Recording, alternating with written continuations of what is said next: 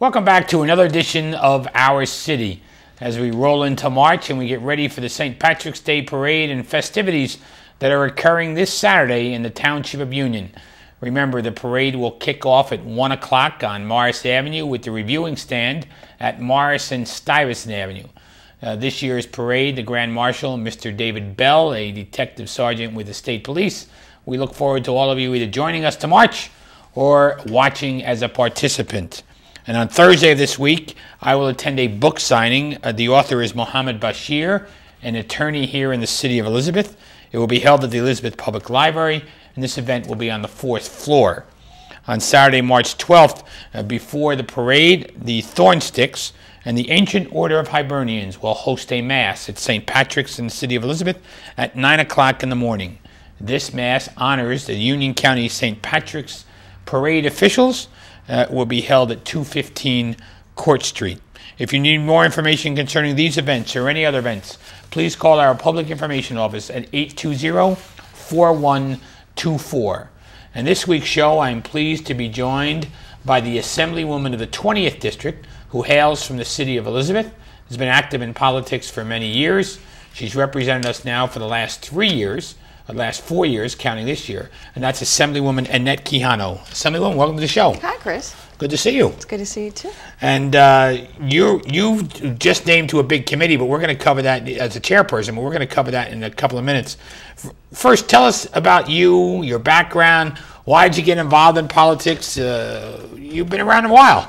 Well, I have an unusual your law degree, story. Tell us about, yeah, sure. I became an activist at 15. I belonged to a church, and there was a whole discussion about Spanish language programming with a cable company being eliminated. And it was a dollars and cents move for the company.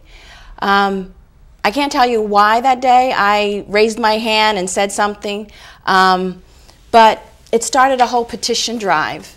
And it showed me that the power of the people is strong when everybody unites. And I don't mean just one group, I mean all groups, be them brown, black, white, and everything in between. It was important for the company to understand that all people of all different colors would cancel their subscription to that cable company. And because of that and talking with local officials, we were able to convince the company to reinstate the Spanish language programming. So it really started there. And because of that, I was recognized by the Puerto Rican Congress of New Jersey at the time, and got a godmother, Lydia Morales, and she saw in me a potential to be able to represent my community statewide. I wasn't even able to vote then in a regular election, but I was sitting at the table talking to individuals that were first-generation Puerto Rican and second-generation Puerto Ricans, which there is a difference. Those that come over to those that were born and raised here. I consider myself the best of both worlds. There I actually had a committee and went on to be the youngest vice president. And what was wonderful about participating in that organization was I was able to learn everything. There was no glass ceilings because I was breaking through everything as the first and the youngest.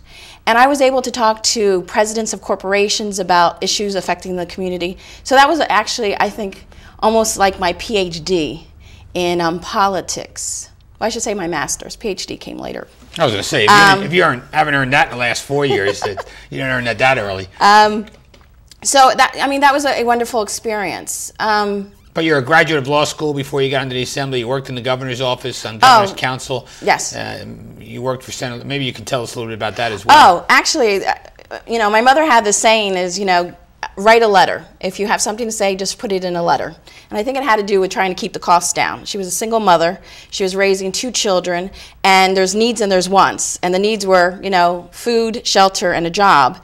And wants were, talking on the phone for a long time, which as a young girl was an issue in the family. So, writing a letter. I met Senator Lesniak after I clerked at Governor's Council from my second year of law school.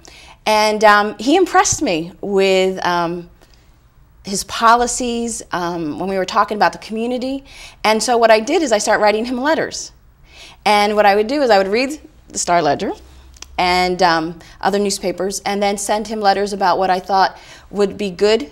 You know, I just didn't complain about the issue or criticize. I actually gave him what I thought were viable alternatives. And I must have written something really well in those letters, because then he offered me a job. And at the time I was a law clerk, so I had to resign from my position. But in his offer was also a commissioner in the Congressional Redistricting Commission, which there I was the only female, the youngest member, and the only Latina on the Democratic side. So I got to actually learn about redistricting. Which is going to play a role this year, yes, since you're in the state assembly, and maybe we can go to that. What do you think the district? You think your district remains relatively the same? Well, I think that the 20th legislative district has demonstrated the ability to elect a Latina. They have elected me twice already. Once for the unexpired term, and then the second time for a regular term with my colleague, Assemblyman Cryan. So we've already proven the point we can elect someone that looks like me. I was the first woman and the first Latina person of color to be elected to the Assembly from the 20th Legislative District.